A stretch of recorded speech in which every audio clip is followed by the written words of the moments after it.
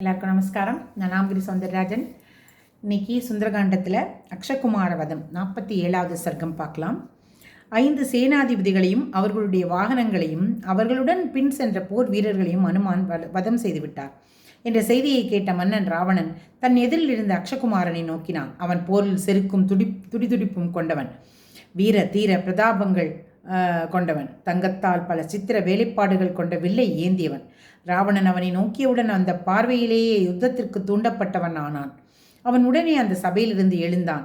அவனை பார்க்கையில் அந்தன சிரேஷ்டர்கள் ஹோமத்தீயில் நெய்யை வார்த்தவுடன் அந்த தீ எப்படி கொழுந்துவிட்டு மேலே எழுமோ அதை போலிருந்தான். பிறகு அரக்க சிரேஷ்டன் வீரன் அக்ஷகுமாரன் பெரும் வானரனை நோக்கி ரதத்தில் ஏறி புறப்பட்டு சென்றான்.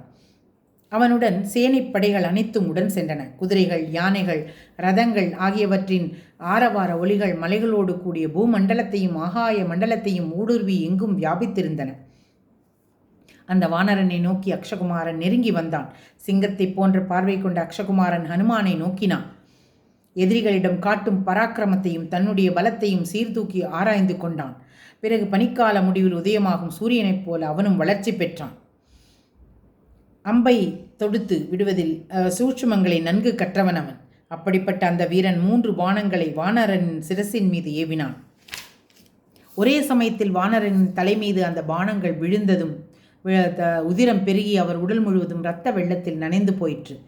போர்க்களத்தில் ஒரு பக்கம் நின்றிருந்தவர்கள் சுக்ரீவராஜனின் தலை சிறந்த ஒரு மா மந்திரி, இன்னொரு பக்கம் நின்றிருந்தவன் ஒரு மா மன்னனின் அன்பு குமாரன்.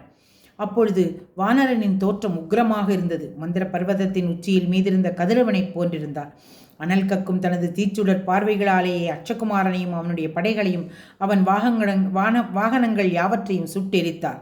மிக உயரமான மலையின் மீது மழை நீரை மேகங்கள் பொழிவதைப் போல வானர வீரன் என்ற மலை மீது அம்பு மழையை அக்ஷகுமாரன் என்ற கார் மேகம் பொழிந்தது. அக்ஷகுமாரன் மாருதியை தனது அம்புகளால் பலமாக தாக்கினான். அப்பொழுது இடி மேகத்தைப் போன்று பேரொலி கொண்ட ஹனுமான் கூச்சல் எழுப்பினார். உடனே தனது கைகளையும் கால்களையும் உதறிக்கொண்டு மேலே பாய்ந்து எழும்பினார். அக்ஷகுமாரன் ஒரு பலசாலி, அவர்களின் அரக்கர்களின் மத்தியில் தலை சிறந்த வீரன், வீர பிரதாபம் கொண்டவன். அவன் தேர்ப்படைகளுள் மிகச் சிறந்தவன். அவன் ரதத்தில் இருந்தபடியே மேலே எழும்பிய ஹனுமானை தாக்கினான். ஹனுமான் யுத்த களத்தில் தனது பராக்கிரமத்தை எப்படி செயல்படுத்துவது என்பதை சிந்தித்தார். இவன் சிறு பிள்ளையாக இருந்தாலும் செயல்பாடுகளில் அப்படி இல்லை. பாலசூரியனைப் போல ஒளி பொருந்தி இருந்தான். பலசாலியான இவன் மகத்தான செயல்களை செய்கிறான். யுத்தத்தில் கை கொள்ள வேண்டிய அனைத்து செயல்களிலும் சிறப்பாக விளங்கும் இவனை கொல்வதற்கு எனக்கு மனம் வரவில்லை. இவ்வாறு எதிரியின் அசாத்திய வேகத்தை கருத்தில் கொண்டு தான் என்ன செய்ய வேண்டும் என்பதை தீர்மானம் செய்து கொண்டு வீரம் கொண்ட பெரும் பலம் படைத்த ஹனுமான் அந்த துஷ்டனை கொல்ல தீர்மானம் செய்து சுறுசுறுப்புடன் இயங்கினார். பிறகு வானரராஜனின் மந்திரியான ஹனுமான் அந்த பெரிய தேரை தனது உள்ளங்கைகளால் ஓங்கி அரைந்து நொறுக்கினார்.